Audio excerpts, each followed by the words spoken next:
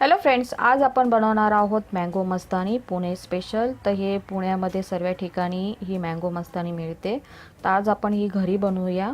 तर त्याच्यासाठी मी mango pulp घेतलेलं आहे। तर हे हापूस आंब्याचं पल्प आहे आणि फ्रेश क्रीम घेतलेली आहे आणि दूध घेतले। तर हे दूध गरम दूध आहे, ह्याला मी थंड करून घेतलेलं आहे।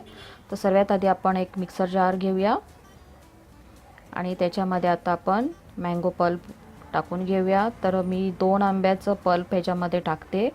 तर तुम्हाला किती मँगो मस्तानी बनवायचे त्याच्यानुसार तुम्ही हे मँगो पल्प घ्यावं।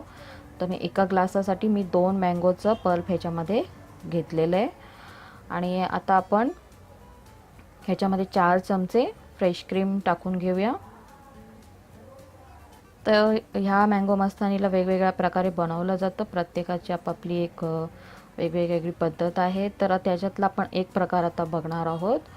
त्याच्यामध्ये तुम्ही व्हॅनिला आईस्क्रीम पण डायरेक्ट टाकून ह्याला बनवू शकता। तर मी फ्रेश क्रीम आणि दूध घालून ह्याला आता बनवते।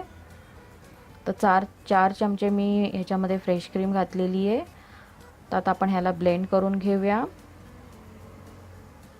तर मी आता ह्याला ब्लेंड करून घेतलेलं आहे। तर ह्याच्यात आपण आता दूध घालून घेऊया आणि मँगो मस्तानी जी असते ती खूप जास्त पातळ नसते, घट्टसरच असते। तर हिला आपल्याला घट्टच ठेवायची आहे। तर आता मी ह्याला ब्लेंड करून घेतलेलं आहे दूध घालून। तर आता आपण ह्याला एका ग्लासामध्ये काढून घेऊया आणि ग्लास पूर्णपणे भरायचा नाही आहे, तो थोडासा वरती आपल्याला रिकामाच ठेवायचा आहे। आपण त्याच्यावरती आपण व्हॅनिला आईस्क्रीम घालणार आहोत आणि ह्याच्यामध्ये गोडपणा आणण्यासाठी मी ह्याच्यामध्ये साखर घातलेली नाही आहे। तर थोडंसं मी हे कमीच गोड बनवलेलं आहे। तर तुम्हाला जितकी ह्याच्यामध्ये गोड हवा असेल तेवढं तुम्ही ह्याच्यामध्ये थोडी साखर घालू शकता।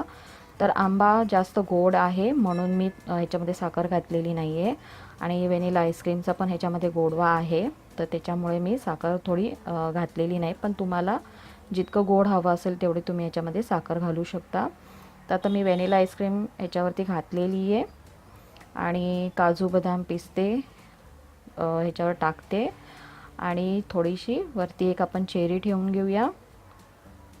तर तुम्हाला जे नट्स आवडत असतील ते तुम्ही याच्यावरती टाकून घेऊ शकता किंवा मँगोचे थोडेसे बारीक बारीक तुकडे करून पण तुम्ही याच्यावर घालू शकता।